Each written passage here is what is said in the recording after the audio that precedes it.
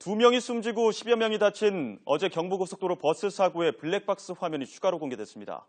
버스 운전기사의 졸음운전이 대형 사고로 이어지는 장면이 고스란히 담겼는데요. 정부가 해당 버스 업체를 상대로 특별 안전점검에 나섰습니다. 취재기자 연결합니다. 김영수 기자. 네, 사회부입니다. 네, 사고 영상이 추가로 공개됐다고요? 네, 그렇습니다. 먼저 사고 당시 화면 보면서 설명해 드리겠습니다. 보시는 화면이 사고 버스의 블랙박스 화면입니다. 이 버스가 빠른 속도로 전용 차로가 아닌 2차로로 달리는데 앞선 차를 보고도 속도를 줄이지 않습니다. 버스 운전기사가 운전대를 고쳐 잡는 순간 그대로 앞서가던 승용차를 들이받습니다. 차량 파편이 여기저기 튀면서 현장은 한순간에 아수라장으로 변합니다. 버스 유리창은 깨지고 버스에 타고 있던 승객들도 심하게 요동칩니다. 사고 당시 충격이 얼마나 강했는지 보여주는 영상인데요. 어제 오후 2시 45분쯤 경부고속도로 만남의 광장 인근에서 발생한 이 사고로 2명이 숨지고 14명이 다쳐 병원으로 옮겨졌습니다. 버스 운전기사는 경찰 조사에서 잠시 졸다가 쿵 소리가 나서 깨어보니 사고가 났다고 진술했습니다. 경찰은 일단 주변 CCTV와 블랙박스 화면 등을 토대로 추가 조사를 벌인 뒤에 구속영장 신청 여부를 판단할 방침입니다. 예, 정부가 사고 버스 업체에 대한 특별 안전점검을 벌이기로 했다고요? 네, 그렇습니다. 경찰 조사와는 별개로 국토교통부와 교통안전공단, 경기도가 함께 특별 안전점검을 벌이기로 했습니다.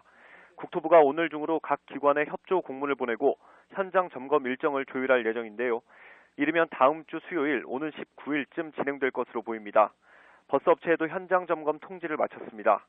일단 사고버스 업체가 운전기사들에게 일정 시간 쉴 수 있도록 한 관련법을 준수했는지가 주요 점검 대상입니다. 앞서 말씀드린 것처럼 이번 사고도 졸음운전이 원인으로 지목되고 있기 때문입니다.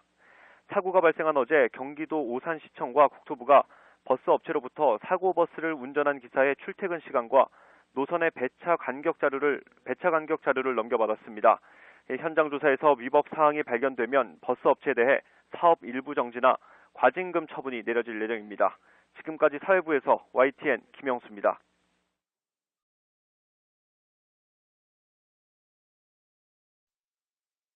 고속도로를 달리던 버스가 앞선 승용차를 그대로 들이받습니다. 버스 유리창이 깨지고 승용차는 처참하게 구겨졌지만 버스는 속도를 줄이지 않습니다. 그대로 내달린 버스는 승용차 7대를 들이받고서야 멈춰섰습니다. 진짜 찰나요, 순간 진짜. 저도 진짜 순간적으로 진짜 그 상황을 피했는데 저는 진짜 운이 좋았던 것 같아요. 어제 오후 4시쯤 천안 논산고속도로에서 달리던 버스가 앞서가던 승용차 7대를 잇따라 추돌했습니다. 이 사고로 승용차에 타고 있던 48살 이모 씨 부부가 숨지고 11명이 다쳤습니다. 사고 처리로 한때 고속도로 진입이 통제됐고 차량 정체는 2시간 넘게 이어졌습니다. 버스 운전기사 57살 신모 씨는 경찰 조사에서 사고 상황이 잘 기억나지 않는다며 갑자기 차량 간격이 줄면서 사고가 났다고 진술했습니다. 하지만 경찰은 버스가 1차 추돌 뒤에도 속도가 줄지 않았던 만큼 졸음운전 가능성이 클 것으로 보고 정확한 사고 경위를 조사하고 있습니다. YTN 김영수입니다. 네, 지난해 관광버스 추돌 사고로 42명의 사상자를 낸 영동고속도로에서 버스 추돌 사고가 또 발생해 8명이 숨지거나 다쳤습니다. 이번에도 운전기사의 졸음운전이 원인이었습니다. 진혜숙 PD입니다. CCTV에 포착된 영동고속도로 추돌 사고 영상입니다. 2차로를 주행하던 고속버스가 속도를 줄이지 않고 앞서가던 승합차를 들이받습니다. 추돌한 뒤에도 고속버스는 승합차를 30여 미터나 그대로 밀고 나갑니다. 이 사고로 승합차 뒷부분은 형체를 알아볼 수 없을 정도로 완전히 찌그러졌습니다. 4명이 숨지고 4명이 크게 다쳤는데 숨진 사람은 대부분 60, 70대 노인들로 평창 동계올림픽 경기장을 구경하고 돌아가던 길이었습니다. 사고가 난 현장은 지난해 봉평터널 참사가 발생한 사고 현장에서 6km 정도 떨어진 곳으로 이번에도 운전기사의 졸음운전이 원인이었습니다. 관광버스 운전기사 49살 정모 씨는 경찰에 춘곤증으로 깜빡 졸았다고 진술한 것으로 확인됐습니다. 경찰은 사고버스의 운행기록 장치와 블랙박스를 확보해 운전기사의 졸음 여부와 사고 당시 속도 등을 확인할 방침입니다. 영동고속도로 봉평터널 입구에서는 지난해 7월 관광버스가 앞서가던 승용차 5대를 잇따라 들이받아 20대 여성 4명이 숨지는 등 42명의 사상자를 냈습니다. 연합뉴스 진혜숙입니다.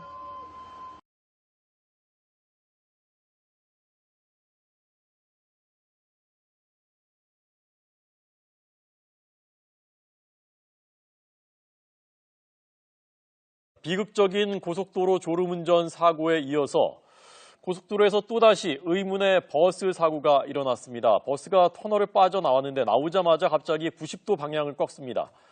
중앙선을 가로질렀고 한 명이 목숨을 잃었습니다. 최두희 기자 리포트입니다. 터널을 빠져나온 버스가 갑자기 90도로 회전하더니 중앙선을 가로질러 반대 차선으로 돌진합니다. 반대 방향을 달리던 승용차가 급히 차선을 바꿔보지만 이미 피할 수 없는 상황. 승용차는 버스와 부딪혀 종잇장처럼 구겨지고 맙니다. 월요일 퇴근길에 경기도 여주 영동고속도로 강천터널 인근을 달리던 53살 최모 씨의 버스가 미끄러지면서 마주오던 승용차를 들이받은 겁니다. 이 사고로 승용차 운전자 30살 신모 씨가 숨지고 함께 타고 있던 한 명이 크게 다쳤습니다.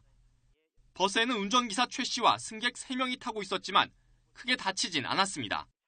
버스 운전기사 최 씨는 경찰 조사에서 빗길에 미끄러져 사고를 냈다고 진술했습니다. 빗길에 미끄러지면서 사고가 난 건데요. 음주운전 여부는 안 한 걸로 확인이 됐습니다. 하지만 경찰은 직선 구간에서 버스가 급회전한 이유를 두고 과속 여부 등 정확한 사고 원인을 조사하고 있습니다. 지난 9일 차량 8대가 추돌하면서 2명이 숨지고 10여 명이 다친 경부고속도로 교통사고에 이어 또다시 대형 버스 사고가 일어나면서 운전자들의 불안감은 커지고 있습니다. YTN 최두입니다. 네, 지난 주말 경부고속도로 7중 추돌 사고. 공개된 사고 당시 영상은 상당히 충격적이었죠. 거대한 흉기가 된 광역버스는 제동 없는 질주를 했고 버스 아래 깔린 승용차는 형체를 알 수 없게 부서졌습니다. 2명이 숨지고 10여 명이 다친 참사. 버스 운전기사는 졸음으로 정신이 몽롱한 상태였다고 진술했습니다. 이렇게 낮다 하면 참사로 이어지는 버스 졸음운전 사고는 근래에만 벌써 3번째입니다. 이번 경부고속도로 사고는 꼭 1년 전 영동고속도로 봉평터널 사고와 판박이었습니다. 당시 사고버스 뒤에서 차를 운행하던 시청자가 YTN에 제보해 주신 영상인데요. 앞서가는 빨간 관광버스가 차선을 지키지 못하고 비틀비틀거리죠. 졸음운전을 하는 겁니다.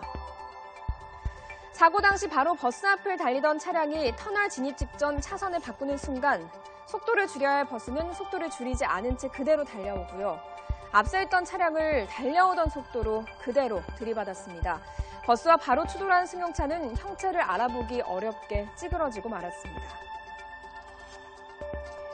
올해 5월에도 영동고속도로 둔내터널 인근에서 고속버스와 승합차가 충돌했습니다.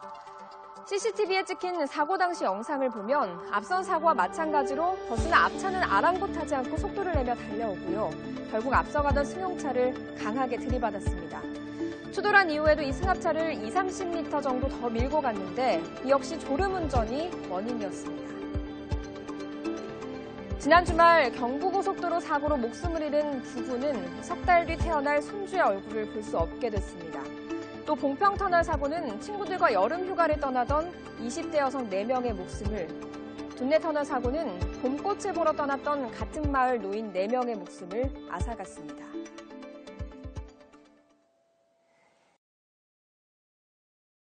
네, 충북 청주에서 있었던 일인데요. 어린이집 버스가 인도를 덮쳐 보행자 2명이 숨지고 10명이 다치는 사고가 있었습니다. 피해자들은 인도를 걸어가던 중 갑자기 돌진한 버스에 변을 당했습니다. 이성호 기자입니다.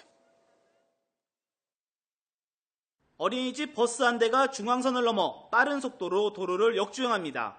역주행하던 버스가 인도로 돌진하자 길을 가던 사람들이 놀라 황급히 몸을 피합니다. 인도를 지나친 버스는 교차로에서 우회전하던 차량 등 3대와 잇따라 충돌합니다. 사고가 난 시각은 낮 12시 10분쯤. 어린이집 버스가 인도로 돌진해 보행자 3명을 덮쳐 85살 박모 할머니 등 노인 2명이 숨지고 1명이 다쳤습니다.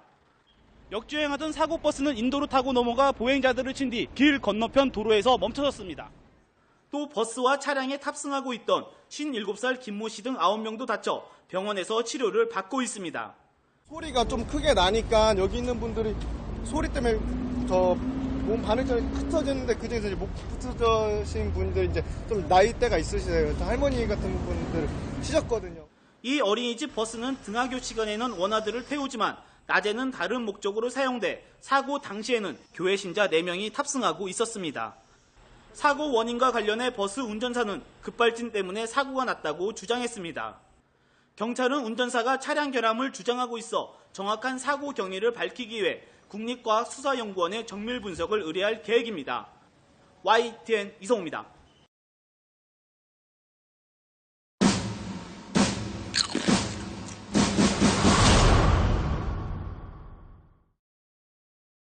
네 살 어린이가 불볕더위 속 통학버스에 7시간 넘게 방치된 사건을 수사하는 경찰이 기사 등 2명의 사전 구속영장을 신청했습니다. 발견 당시 어린이는 빈 물병 뚜껑을 싼 비닐을 찢을 정도로 목이 말라서 발버둥 쳤던 것으로 알려졌습니다. 김범환 기자가 보도합니다. 찜통 버스 사고로 사전 구속영장이 신청된 피의자는 통학버스 운전사 임모 씨와 인솔 교사 등 2명입니다. 임 씨 등은 지난달 29일 광주 광산구에 있는 유치원에 도착해 4살 A군이 차 안에 남아있는 것을 확인하지 않고 폭염 속에 7시간 넘게 내버려둔 혐의를 받고 있습니다. 구체적으로는 업무상 과실치상 혐의가 적용됐습니다. 경찰은 다소 이례적으로 사전 영장까지 신청한 것은 어린이가 위독하고 깨어나더라도 뇌 손상 등 심각한 후유증이 우려되기 때문이라고 설명했습니다. 유치원 원장 등 2명도 입건됐습니다. 체온 41.6도로 발견된 어린이는 대학병원 중환자실에서 치료받고 있지만 여전히 의식을 되찾지 못하고 있습니다. 아들이 깨어나길 간절히 바라며 아들 곁을 지키고 있는 어머니는 통학버스 안에서 가져온 아들 가방을 보고는 억장이 무너져 내렸습니다. 유치원에서 쓰라고 빈 물병을 보냈는데 뚜껑을 싼 비닐이 찢어져 있었기 때문입니다. 가방을 애기 아빠가 이렇게 차에서 가져다가 집에 갖다 놨더라고요. 집에 가서 확인해 봤는데 가방 안에 열어보니까 컵 뚜껑이 열려져 있더라고요. 그래 애가 목이 말라가지고 아마도 컵을 열어봤던 것 같아요. 제가 보기에는. 그거 보니까 너무 속이 아프더라. 가슴 아프고 뭐라 어떻게 말할 수가 없었어요. 경찰은 어린이가 갇혔을 당시 차 안의 온도가 얼마나 높았는지를 집중적으로 조사하고 있습니다.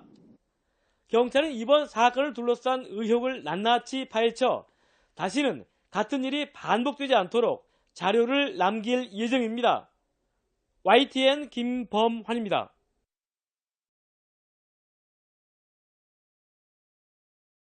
그때 좀 무리해서라도 맞췄어야 되지 않았을까 그런 생각이 많이 들죠. 끝내 눈시울을 붉히고 마는 애끓는 모정. 이제와 가슴을 치며 후회해보지만 지나간 시간은 다시 돌아오지 않습니다. 대체 어떤 사연이 있는 걸까요? 오늘도 선화 씨는 중환자실 앞에서 초조하게 면회 시간을 기다립니다.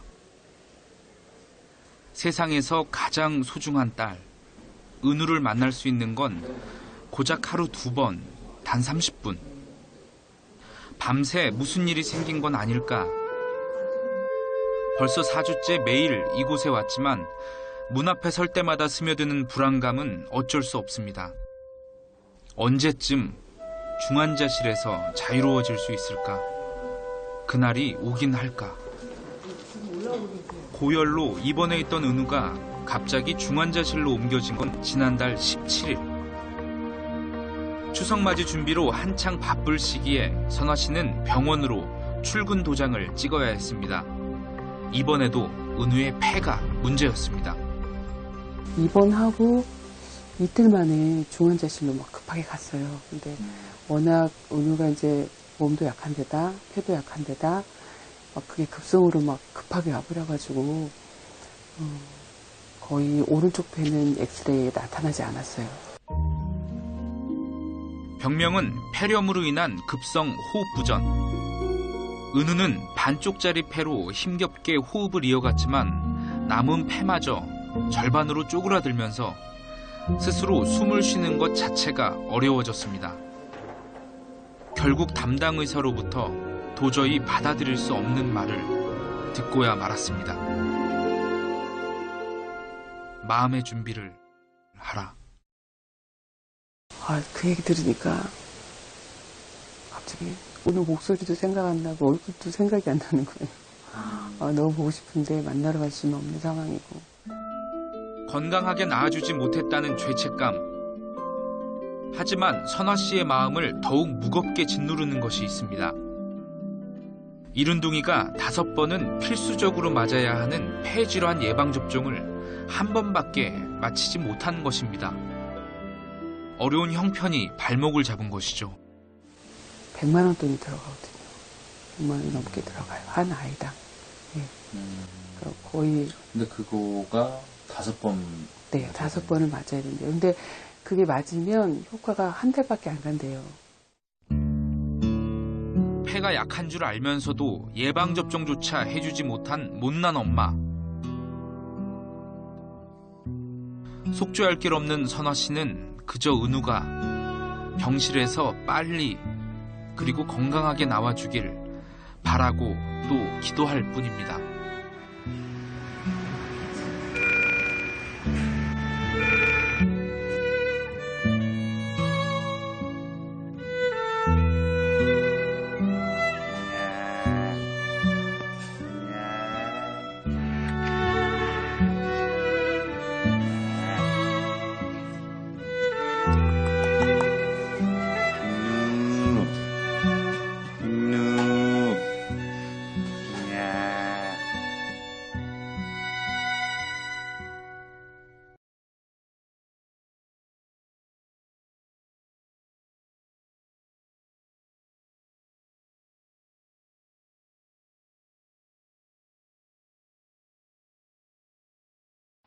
유치원생 13명을 태운 통원버스가 3m 아래 눈으로 추락했습니다.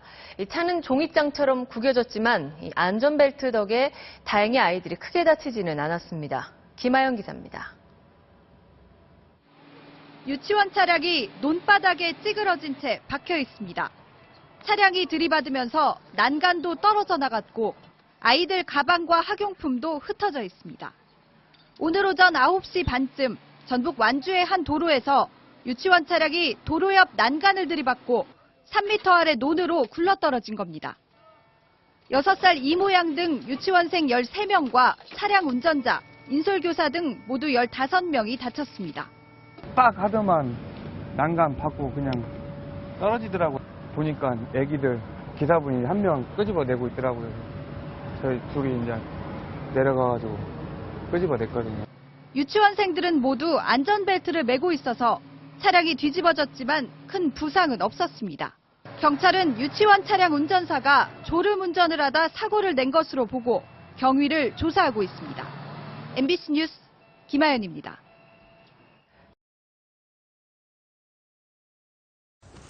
소풍을 다녀오던 유치원생들이 타고 있던 관광버스가 시외버스와 충돌해 유치원생 20명이 가벼운 부상을 입었습니다. 버스에 탄 유치원생들 모두 안전띠를 매 큰 사고를 면했습니다. 최수용 기자입니다. 6차선 도로 위에 관광버스와 시외버스가 멈춰섰습니다. 구급차와 경찰차의 사이렌 소리가 요란합니다. 구급대원들이 놀란 표정의 아이들을 살핍니다. 어제 오후 5시쯤 서울 강서구 염창동의 한 도로에서 유치원생 40명과 교사 등을 태운 관광버스와 시외버스가 스치면서 충돌해 원아 20명이 가벼운 부상을 입어 가까운 병원에서 치료를 받았습니다. 유치원생들은 당시 과천 국립과학원에 소풍을 갔다가 돌아오는 길이었습니다. 큰 사고로 이어질 수도 있었지만 사고 당시 원생 40명 모두가 안전띠를 매 인명피해를 최소화했습니다. 시외버스에 탄 승객 중 부상자는 없었습니다. 소방당국은 대중교통 이용 시 안전띠를 꼭 착용할 것을 당부했습니다. TV조선 최수영입니다.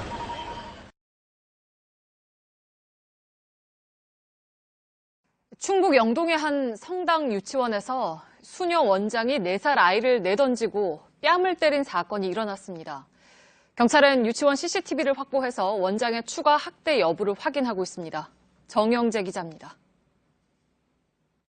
수녀복을 입은 여성이 뛰어나오는 아이를 들어 바닥에 내던집니다. 아이가 몸을 일으키자 뺨을 때리고 중심을 잃고 휘청거리는 손을 잡아 끕니다. 지난 28일 낮 12시 15분쯤 충북 영동 한 성당 유치원 원장인 수녀 44살 최모 씨가 4살 된 정모군을 때린 겁니다. 유치원을 다녀온 정군의 얼굴에 상처가 난 것을 확인한 부모가 경찰에 신고하면서 알려졌습니다. 밥 먹을 때 약간 울었어요. 그럴 때부터 시작한 거예요, 이제. 우니까. 그럼 이쁜 없어요. 지금 뭔 식구가 다 뭐, 일도 못하는 식구. 경찰은 유치원 CCTV에 최 씨가 정군의 뺨을 대여섯 차례 때리는 장면이 담겨 있다고 설명했습니다. 최 씨는 처음에는 폭행 사실을 부인하다 CCTV를 확인한 뒤에야 인정했습니다. 경찰은 정군 이외에 피해자가 더 있는지 확인하기 위해 CCTV를 국립과학수사연구원에 보내 복원을 의뢰했습니다. 추가 폭행 사실 확인이 끝나는 대로 최 씨를 아동복지법 위반 혐의로 입건할 예정입니다. JTBC 정영재입니다.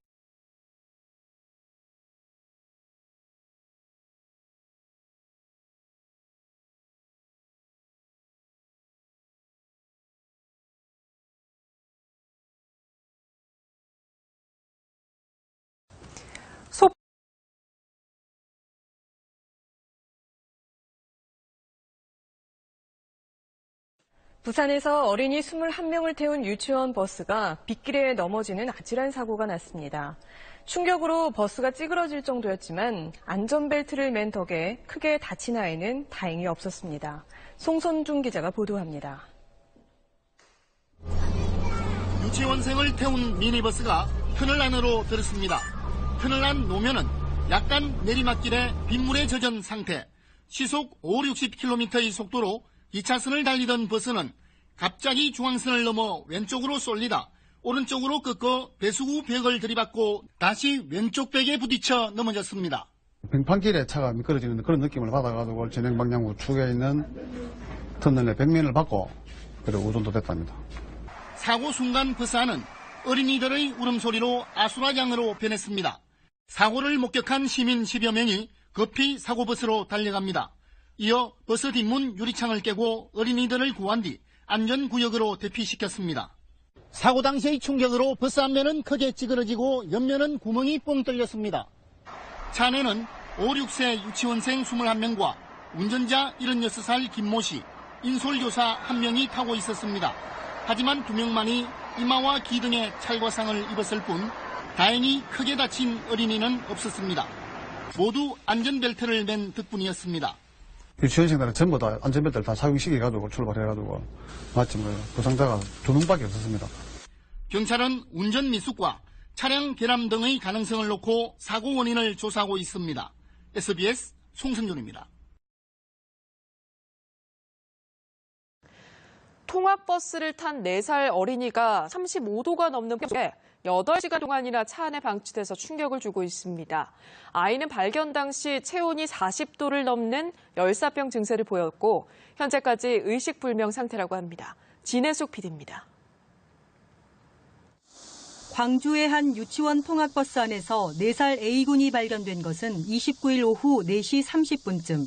운전기사가 뒷좌석에서 의식을 잃고 쓰러져 있는 A군을 발견해 경찰에 신고했습니다. A군은 8시간 동안 버스에 갇혀 있었던 것으로 확인됐습니다.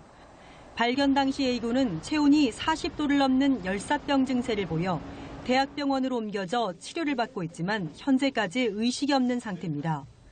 당일 광주의 낮 최고 기온은 35.3도, 밀폐된 버스 안 내부 온도는 70도까지 치솟은 것으로 추정됩니다. 어른도 10분 이상 견디기 어려운 살인적 더위에 4살 아이가 8시간이나 방치된 겁니다. 기사 아저씨가 차를 운전해가지고 가서 세차를 하고 왔다는데 애기가 있는 걸 몰랐다는 발견을 못했다는 자체가 이해가 안 되고요. 당시 통학버스에는 인솔교사까지 동승하고 있었지만 누구도 A군을 발견하지 못했습니다. 통합 차량 내 아이를 제대로 확인하지 않는 사례는 되풀이되고 있습니다. 지난 2011년에도 경남의 한 어린이집 통합용 승합차 안에서 5살 남자아이가 7시간 동안 갇혀있다 사망하는 사고가 발생했고, 지난달 1일 광주에서는 6살 여자아이가 어린이집 차량에 2시간 동안 방치됐다 구조되기도 했습니다. 연합뉴스 진혜숙입니다. 폭염 속에서 통학버스에 8시간이나 방치됐던 어린이는 유치원에 도착하기 직전 차량에 탔던 것으로 확인됐습니다. 4살 배기 아이의 어머니는 어른들이 한 번만이라도 확인했다면 사고를 막을 수 있었다면서 이해할 수 없다며 가슴을 내리쳤습니다. 장아름 기자입니다. 통학버스에 탄 4살 레이군이 버스 안에서 쓰러진 채 발견된 건 지난 29일 오후 4시 40분쯤. 유치원과 차량으로 2분 거리에 사는 A군은 유치원 도착 직전에 버스에 탔습니다. 그러나 인솔교사와 운전기사는 다른 원생 8명만 하차시킨 뒤 차량을 다른 곳으로 이동시켰습니다. 시간이 한 1시간 정도 됐고 사이에서 아기를 발견하지 못했다는 것도 저는 이해가 안 되거든요. 저희 애가 겁이 많아서 혼자 있거나 이러면 올 수도 있고 한데 그거를 아기를 발견하지 못했다는 거는 진짜로 저희는 상상이 안 가요. 운행 종료 후 차 안을 맨 뒷좌석까지 확인하도록 한 통학안전수칙을 아무도 지키지 않은 겁니다. 일부 희망자만 나오는 방학 중 돌봄교실의 출석 확인마저 소홀히 하면서 A군은 35도가 넘는 무더위 속에 8시간이나 갇혀 있다가 의식을 잃었습니다. 1호부터 3번째 달에 탔는데 기사님이 발견한 거는 기사님 운전기사 좌석 있잖아요. 운전좌석 그 2번째 달에서 발견을 했어요. 확인을 못했다는 것도 사실은 저는 이해를 안 되는 부분이고 하루 동안 무더운 차 안에서 방치했다는 거는 더더욱. 경찰은 인솔교사와 운전기사, 원장 등 3명을 업무상 과실치상 혐의로 불구속 입건했습니다. 연합뉴스 장아름입니다.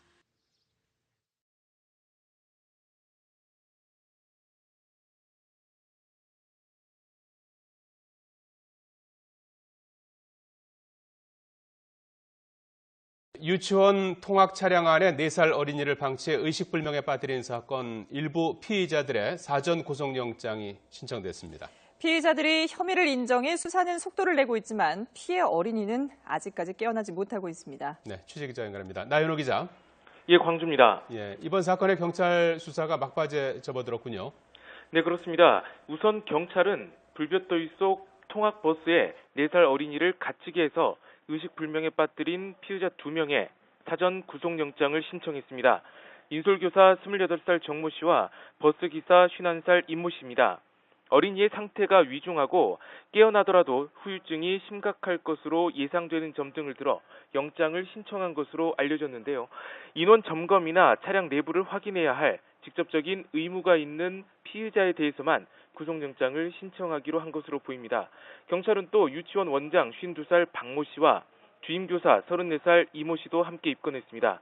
경찰은 사건 다음 날인 지난달 30일에 이어 어제도 유치원 원장과 인솔교사, 운전기사를 불러서 조사를 벌였는데요. 아이들이 하차한 다음 통학버스 좌석 맨 뒤까지 사람이 있는지 확인하도록 한 규정을 지키지 않고 출석 확인도 제대로 하지 않은 이유를 추궁했습니다. 피의자들은 조사에서 과실을 모두 시인한 것으로 알려졌습니다. 특히 운전기사 임 씨는 차량 외부 세차까지 했지만 썬팅이 짙게 돼 있어서 피해 어린이를 발견하지 못했다고 진술한 것으로 알려졌습니다. 경찰은 학부모들의 동의를 구해 4살 어린이와 함께 버스에 탔던 원생들의 진술을 추가로 확보하는 등 막바지 수사를 벌이고 있습니다. 네, 사고를 당한 아이가 하루빨리 깨어나기를 모든 사람들이 기다리고 있는데요. 아직까지 좋은 소식이 들리지 않고 있죠? 예, 사고가 난 어린이는 이 닷새째 의식이 돌아오지 않고 있습니다. 병원은 어린이가 고온에 오랜 시간 노출돼 생긴 이 탈수 증세로 장기 곳곳이 제 기능을 하지 못하는 것으로 보고 있습니다. 또 산소 부족으로 이 뇌 손상까지 입었을 가능성도 있어서 주의를 안타깝게 하고 있습니다. 오늘 오전에 저희 취재진이 병원에 직접 가서 피해 어린이 부모를 만나고 왔는데요. 어린이의 어머니는 이 통학버스 안에서 발견된 아이 가방 안에서 뚜껑이 열린 빈 물통과 물통을 쌌던 비닐봉지가 찢어진 채 발견됐다고 말했습니다. 이어 아이가 7시간 넘도록 극심한 갈증과 고통에 이 봉지를 찢고 빈 물통을 열어 물을 마시려고 했을 것이라며 슬픔을 토로하기도 했습니다. 어른들의 부주의 속에 안타까운 사고를 당한 4살 어린이가 빨리 깨어나서 부모의 품에 안기길 기원해 봅니다. 지금까지 광주에서 YTN 나인호입니다. 다음 있습니다. 폭염 속에 통학버스에 8시간이나 방치됐던 어린이는 유치원에 도착하기 직전에 차량에 탔던 것으로 확인됐습니다. 4살배기 아이의 어머니는 어른들이 한 번만이라도 확인했더라면 사고를 막을 수 있었을 텐데 이해할 수 없다며 분통을 터뜨렸습니다. 장아름 기자가 취재했습니다. 통학버스에 탄 4살 레이군이 버스 안에서 쓰러진 채 발견된 건 지난 29일 오후 4시 40분쯤. 유치원과 차량으로 2분 거리에 사는 A군은 유치원 도착 직전에 버스에 탔습니다. 그러나 인솔교사와 운전기사는 다른 원생 8명만 하차시킨 뒤 차량을 다른 곳으로 이동시켰습니다. 그 시간이 한 1시간 정도인데 그 사이에 아기를 발견하지 못했다는 것도 저는 이해가 안 되거든요. 저희 애가 겁이 많아서 혼자 있거나 이러면 아플 수도 있고 한데 그거를 아기를 발견하지 못했다는 거는 진짜로 저희는 상상이 안 가요. 운행 종료 후 차 안을 맨 뒷좌석까지 확인하도록 한 통학안전수칙을 아무도 지키지 않은 겁니다. 일부 희망자만 나오는 방학 중 돌봄교실의 출석 확인마저 소홀히 하면서 A군은 35도가 넘는 무더위 속에 8시간이나 갇혀 있다가 의식을 잃었습니다. 1호부터 3번째 달에 탔는데 기사님이 발견한 거나 기사님 운전기사 좌석 있잖아요. 운전좌석 네. 2번째 달에서 발견을 했어요. 확인을 못했다는 것도 사실은 저는 이해를 안 되는 부분이고 하루 동안 무더운 차 안에서 방치했다는 거는 저도. 경찰은 인솔교사와 운전기사, 원장 등 3명을 업무상 과실치상 혐의로 불구속 입건했습니다. 연합뉴스 장아름입니다. 네, 매년 이맘때면 어린이 물놀이 사고가 빈번하게 발생합니다. 그래서 정부가 지난해 초중고교생의 생존 수영 의무화 방침을 발표했습니다. 그런데 막상 현장에서는 준비 부족으로 교육이 제대로 이루어지지 않고 있다고 합니다. 오예진 기자가 취재했습니다. 최근 광주의 한 강가에서는 물놀이를 하던 13살 소년이 물에 빠져 숨졌습니다. 지난달에는 경기도 일산의 실내 수영장에서 초등학생이 자유수영을 하다 익사했습니다. 모두 안전관리가 미흡한 탓이지만 어린 학생들의 실전 수영 교육의 중요성이 드러난 사건이기도 했습니다.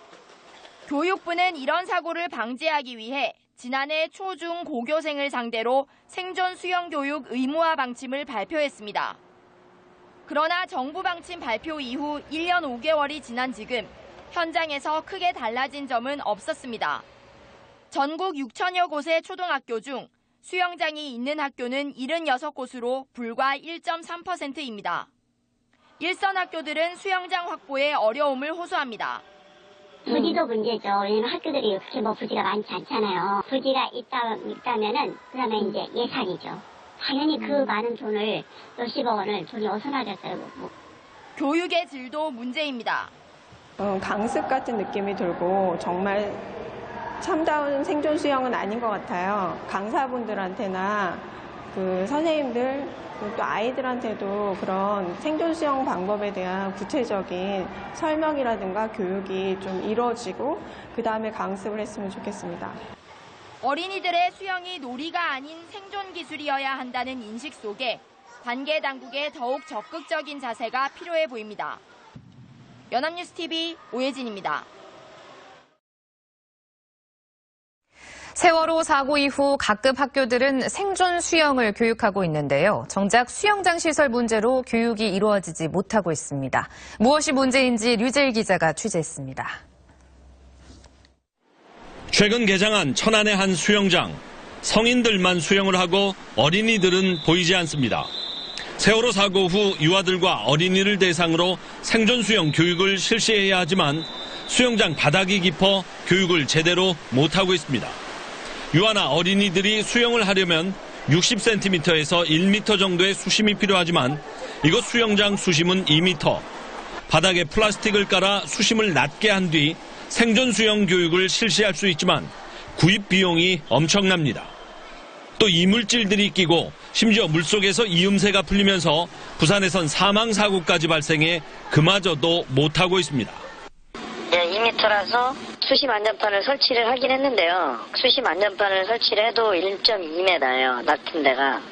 그러다 보니까 거기는 어린이가 이용을 할 수가 없어요. 그래 이 같은 문제점 때문에 서울, 광주 등 타도시에선 수심 조절이 가능한 다기능 수영장이 설치되고 있습니다. 바닥을 조절해 유아용과 성인용, 장애인용 수심은 물론 선수용과 다이빙, 스킨스쿠버 수심까지 복합적으로 활용하고 있습니다.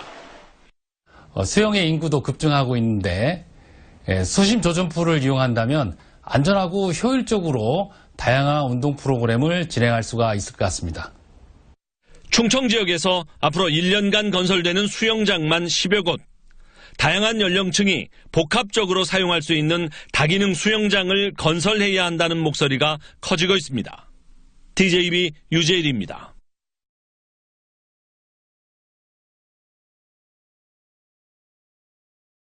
벌써 더위의 기세가 대단한데요. 네, 이렇게 더울 때 물놀이가 생각나죠. 방학을 맞은 학교에 아이들을 위한 수영장이 마련됐다고 합니다. 현장에 나가 있는 YTN 중계차 연결합니다. 차윤희 캐스터. 네, 안암초등학교에 나와 있습니다. 네, 벌써 수영장에 어린이들이 많이 모여들었군요. 네, 초등학교 운동장에 이렇게 깜짝 수영장으로 변신을 했습니다. 조금 전 10시부터 드디어 개장을 했는데요. 열대와 푹푹 찌는 더위에 지친 아이들이 이곳을 몰려들면서 벌써부터 북새통을 이루고 있습니다. 또 주변에는 신나는 음악도 들리고 있어서 축제의 분위기를 더해주고 있습니다. 방학 기간에만 설치되는 간이 수영장이지만 미끄럼틀까지 마련돼 있어 어린이들이 신나게 즐기기에 문제가 없습니다. 이 수영장은 여름철을 맞아 지자체가 도심 속에서 이색적인 체험을 할 수 있도록 준비한 문화행사인데요. 오늘부터 다음 달 1일까지는 안암초등학교에서, 또 다음 달 7일과 8일은 월곡초등학교에서 진행된다고 합니다. 또 물놀이뿐 아니라 어린이들을 위한 먹거리 장터 등 다채로운 프로그램도 가득하니까요. 먼 곳으로 휴가를 떠날 수 없다면 도심 속에서 가족과 함께 신나는 바캉스를 즐겨보셔도 좋겠습니다. 오늘도 대체로 맑겠는데요. 오후 한때 강원 영서와 경기 내륙지방은 소나기가 오는 곳이 있겠습니다. 주말과 휴일에도 30도를 크게 웃도는 무더위가 계속됩니다. 다만 내일은 중부지방에, 모레는 수도권과 영서지방에 소나기 예보가 나와 있습니다. 이번 주말 휴가 계획 세우시는 분들 많을 텐데요. 또 강가나 계곡으로 물놀이를 갈 때 기습적인 소나기가 내릴 수 있는 만큼 앞으로의 기상정보는 꼼꼼히 확인하셔야겠습니다. 지금까지 안암초등학교에서 YTN 차윤입니다. 이혜민 캐스터 뒤로는 방학이어서 그런지 물놀이 나온 아이들이 많이 보이는군요. 네, 그렇습니다. 푹푹 찌는 찜통 더위도 이곳에서는 전혀 문제가 되지 않습니다. 가족이나 친구들 그리고 연인과 함께 물놀이를 즐기면서 즐거운 시간을 보내고 있는데요. 저도 너무 더워서 물속에 발을 담그고 더위를 조금이나마 식히고 있습니다. 제 뒤로 탁 트인 한강 보이시죠? 보기만 해도 시원하게 느껴지지 않으세요? 본격적인 휴가철이 시작됐습니다. 멀리 가지 않더라도 가까운 도심 속에 있는 물놀이장 찾으셔서 즐거운 시간 보내는 건 어떨까요? 오늘도 어제만큼은 아니지만 무척 더웠습니다. 전국에 폭염특보가 발효 중인 가운데 30도를 웃도는 무더운 날씨였는데요. 오늘 가장 더웠던 지역은 경남 밀양으로 34.7도까지 올랐고요. 대구는 32.2도, 서울도 31.1도를 기록했습니다. 오늘 밤에도 내륙 곳곳에 강한 소나기가 내리겠습니다. 내일도 구름 많은 날씨가 이어지다 오후에 충청 이남 지방에 소나기 예보가 있습니다. 내일 낮 기온 서울 32도, 춘천 33도, 광주와 대구 32도로 무더위가 계속되겠습니다. 밤사이 수도권과 남부에는 열대야가 나타나는 곳이 있겠습니다. 밤사이 에어컨과 선풍기를 계속 켜두고 자면 몸에 해로울 뿐만 아니라 그리고 또 수면에도 방해가 됩니다. 잠자기 전 30분 정도만 타이머를 맞춰두는 게 좋다고 하니까요. 참고하시기 바랍니다. 지금까지 난지 물놀이장에서 YTN 이혜민입니다. 네, 휴일인 오늘도 전국이 찜통더위로 푹푹 찌고 있습니다. 피서객들의 발길은 강과 바다, 계곡으로 이어지고 있는데요. 네, 그런데 도심 속에서도 피서를 즐길 수 있는 곳이 있습니다. 현장에 기상캐스터가 나가 있는데요. 연결해 보겠습니다. 김지은 캐스터.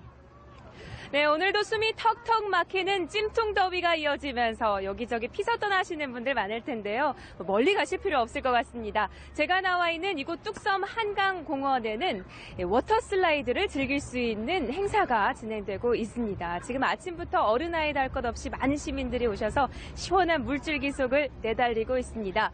이 슬라이드 더 시티 행사는 세계 200여 개 도시가 매년 개최하는 유명 행사 중 하나입니다. 높이 10m, 길이 150m 워터 슬라이드에 도심 열기를 한꺼번에 날려버릴 수 있는 짜릿한 재미가 느껴지고 있습니다. 다음 달 15일까지 진행된다고 하니까요. 피서지 아직 정하지 못하신 분들 참고하시면 좋겠습니다. 더위는 식을 줄 모릅니다. 현재 이 시각 서울을 포함한 전국 대부분 지역에 폭염특보가 내려진 가운데 남부 내륙은 거의 폭염경보가 내려져 있습니다. 현재 시각 기온 서울은 31.6도, 전주는 32.2도, 대구 32.8도, 춘천은 31.1도입니다. 이렇게 뜨거워지는 열기 때문에 오후부터 밤사이 갑자기 소나기가 내릴 수 있습니다. 국지적으로 짧은 시간 내 매우 강하게 쏟아질 가능성이 높아서 특히 오늘 산이나 계곡 지역은 갑작스레 물이 불어날 가능성도 있습니다. 각별한 주의가 당부되고 있습니다. 8월 첫날인 내일도 오늘처럼 무더운 날씨가 이어지면서 내륙 곳곳에 소나기가 예보돼 있습니다. 내일뿐만 아니라 계속해서 당분간은 무덥고 습하고 또 소나기가 자주 내릴 것으로 보입니다. 몸과 마음 잘 다스리셔서 더위에 지치지 않도록 하셔야겠습니다. 뚝섬 한강공원에서 전해드렸습니다.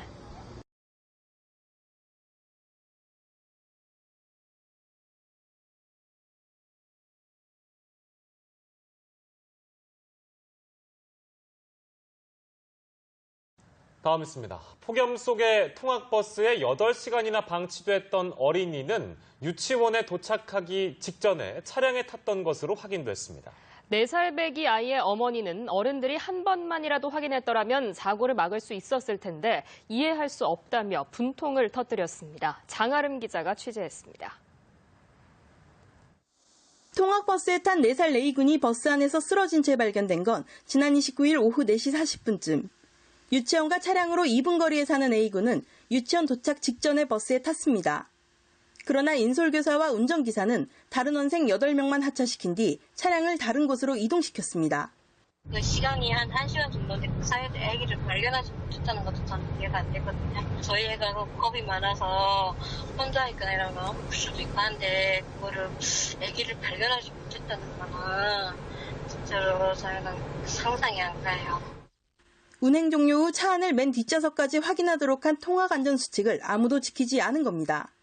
일부 희망자만 나오는 방학 중 돌봄교실의 출석 확인마저 소홀히 하면서 A군은 35도가 넘는 무더위 속에 8시간이나 갇혀 있다가 의식을 잃었습니다.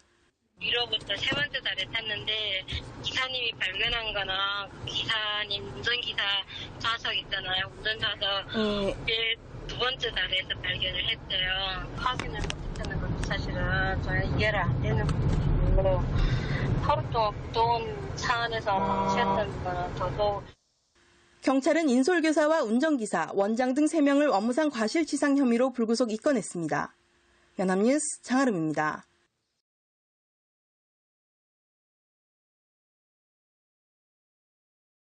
폭염특보 속에 광주에서 어처구니 없는 일이 또 일어났습니다. 유치원 차 안에 어린이가 7시간 넘게 갇혀있다 의식을 잃은 채 발견된 건데요. 인솔교사까지 있었지만 어린이 방치를 막기 위한 매뉴얼은 지켜지지 않았습니다. 김범환 기자가 보도합니다. 4살 난 남자 어린이가 유치원 통학버스에서 발견된 것은 오후 4시 반쯤. 폭염 피해를 미리 막기 위한 긴급 재난 문자가 전 국민에게 전달된 당일이었습니다. 이제 심정지 상태는 아니었으니까 기도 유지를 하고 일단 그 얼음 조끼 같은 거 이렇게 해가지고 체온을 떨치면서 산소 공급을 하고 이렇게. 체온이 40도가 넘는 상태에서 발견된 어린이는 곧바로 병원으로 옮겨졌지만 의식을 찾지 못하고 있습니다. 그나마 통학버스가 25인승으로 넓고 썬팅이 진하게 돼 있는 데다 나무 아래 세워져 목숨을 잃지는 않았습니다. 경찰 조사 결과 사고를 당한 어린이는 맞벌이 부부를 위한 돌봄 교실로 오전 9시쯤에 유치원에 갔다가 차에서 내리지 못한 것으로 나타났습니다. 인솔 교사도 있었지만 애초 9명이 탄 뒤 8명만 내렸는데도 사고를 막지 못했고 기사는 세차까지 하고 차를 옮겨 주차한 것으로 조사됐습니다. 하고 있고요. 뭐 지금 어쨌거나 이제 가실은 가실이지만은 큰 잘못 있고 없고는 이제 조사를 봐야죠. 교육당국은 어린이들이 통학버스에 방치되는 사고를 막기 위해 맨 뒤쪽까지 확인하도록 교범을 만들어 보급하고 교육도 했지만 현장에서는 무시됐습니다. 경찰은 유치원 관계자와 인솔교사 그리고 기사의 과실을 확인하는 대로 사법 처리 수위를 결정할 예정입니다. YTN 김범환입니다.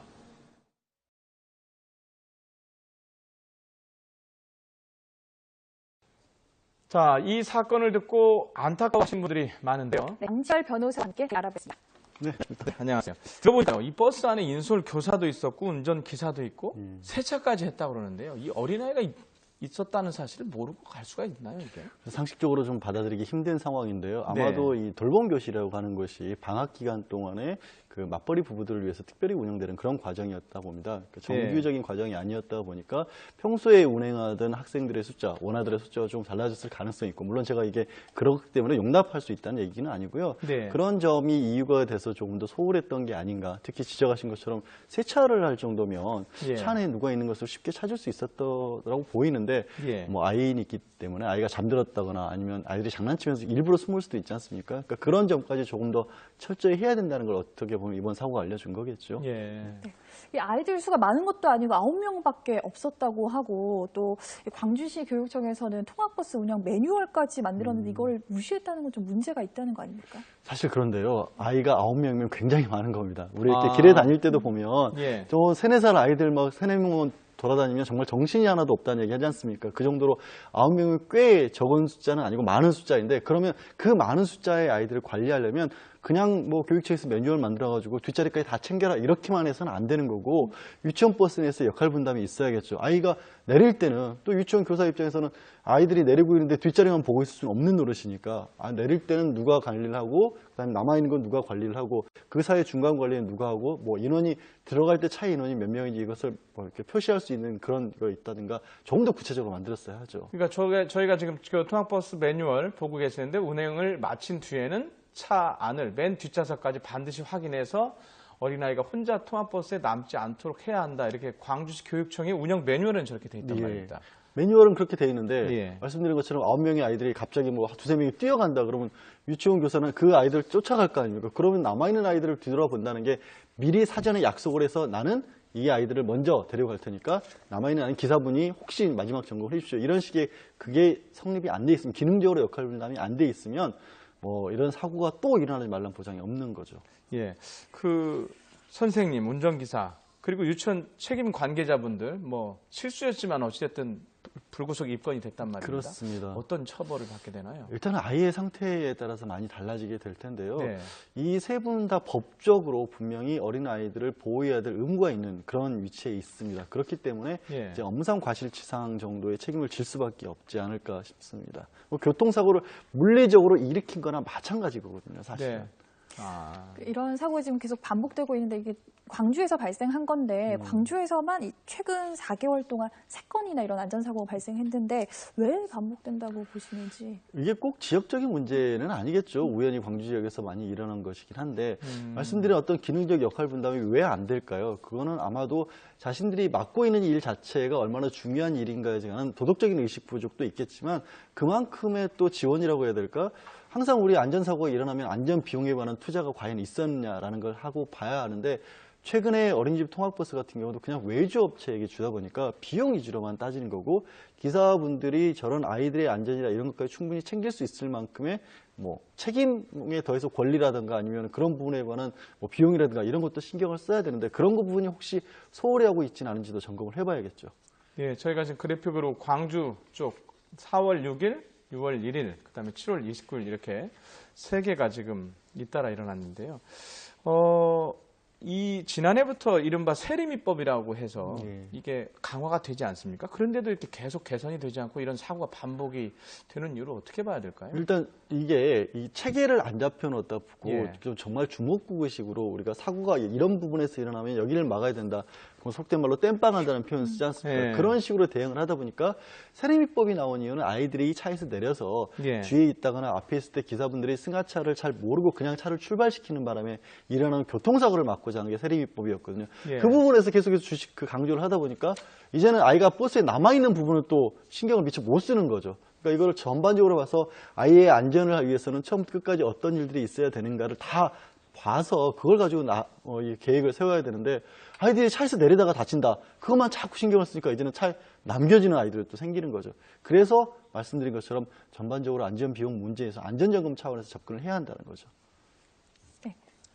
네, 지금 화면에 보시면 이제 세리민법이 뭔지에 대한 설명이 나와 있는데 이 통학 차량은 그 일정한 요건 갖추고 신고를 해야지 되고 또 탑승 의무도 되어 있고 또 안전띠도 맸는지 확인한 뒤에 출발하게 되어 있는데 아까 말씀하신 것처럼 너무 이런 것들에만 집중되어 있다 보니 차에 남은 아이들을 살펴보는 이런 것들은 조금 어렵다 이렇게 지적을 해주셨습니다.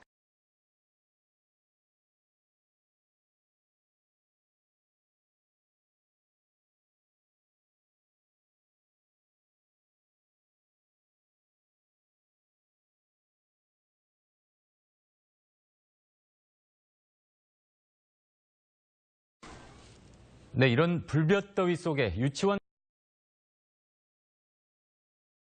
통학버스에서 내리지 못한 채 8시간이나 갇혀있던 어린이가 혼수 상태에 빠졌습니다. 유치원 등원 차량이었는데요. 아이들이 다 내렸는지 인솔교사도 운전기사도 확인하지 못했다고 합니다. 김민정 기자의 보도입니다. 4살 최무군이 유치원 통학버스 안에서 의식을 잃고 쓰러진 채 발견된 건 어제 오후 4시 30분쯤. 여름방학을 하루 앞두고 평소처럼 유치원 버스에 올라탄 지 8시간 만입니다.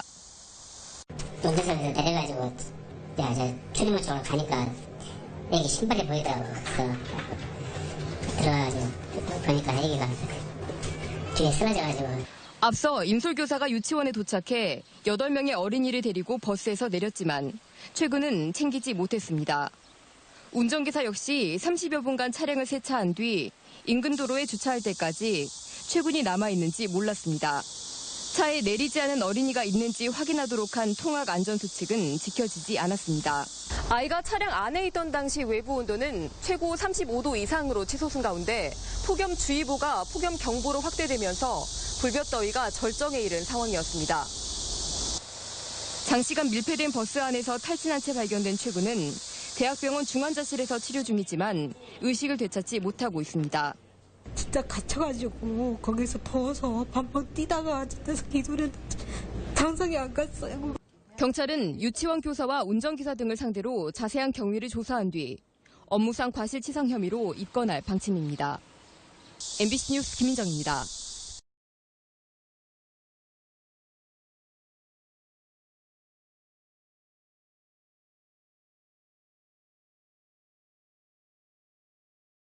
불과 2주 전이었죠. 광주에서 불볕더위 속에 4살 어린이가 유치원 통학버스에 갇혀서 아직도 의식을 찾지 못하고 있는데요. 이번에는 전라남도 여수 어린이집에서 2살 된 어린이가 통학버스에 깔려서 숨지는 안타까운 사고가 있었습니다. 취재기자 연결하겠습니다. 김범한 기자. 네, 김범한입니다. 예, 참 안타까운 사고인데요. 어떻게 사고가 났는지 좀 설명해 주시죠. 네, 이번 사고도 어른들을 조금만 더 세심하게 살폈으면 막을 수 있었던 사고로 드러나고 있습니다. 사고 신고가 들어온 것은 오전 9시 15분쯤입니다. 전남 여수시 미평동에 있는 어린이집이었는데요. 2살 어린이가 통학 차량에 깔렸다는 신고를 받고 119 구급대가 곧바로 출동했습니다. 119는 현장에 도착해서 피해 어린이를 병원으로 옮겼지만 숨지고 말았습니다. 어린이집 CCTV에는 사고를 당한 어린이가 뒤로 움직이는 노란색 통학 차량에 치이는 장면이 고스란히 찍혔습니다. 경찰은 운전자 56살 송모 씨가 원생들을 내준 뒤에 차량 뒤편에 있던 어린이를 미처 발견하지 못해 사고를 낸 것으로 보고 있습니다. 보통은 교사들이 나와서 어린이들을 안내했는데 오늘은 통학 차량에서 내린 뒤에 차량 뒤로 가는 피해 어린이를 미처 확인하지 못한 것으로 알려지고 있습니다. 경찰은 어린이집 차량 운전사를 입건하고 정확한 사고 경위를 조사하고 있습니다.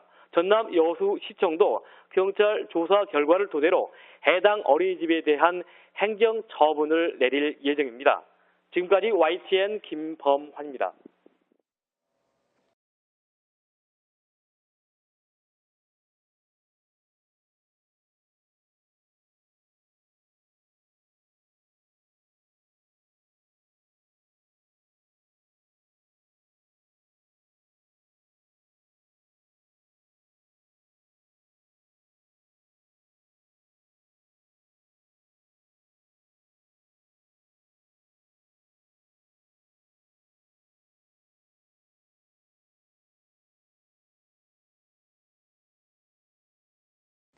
어제 광주는 낮 최고 기온이 35도를 넘어 폭염경보가 내려졌습니다.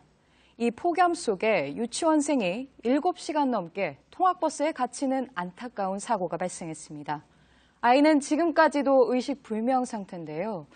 버스 운행을 마치면 맨 뒷좌석까지 확인해야 하는 안전수칙을 지키지 않은 걸로 보입니다. 정진명 기자입니다. 4살 최모군이 25인승 통학버스 맨 뒷좌석에서 의식을 잃은 채 발견된 건 어제 오후 4시 40분쯤입니다.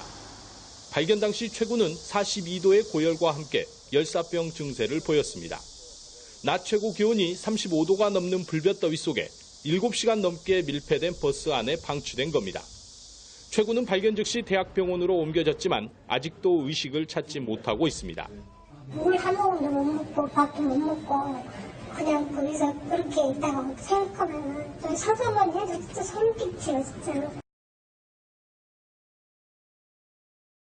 2명이 숨지고 10여 명이 다친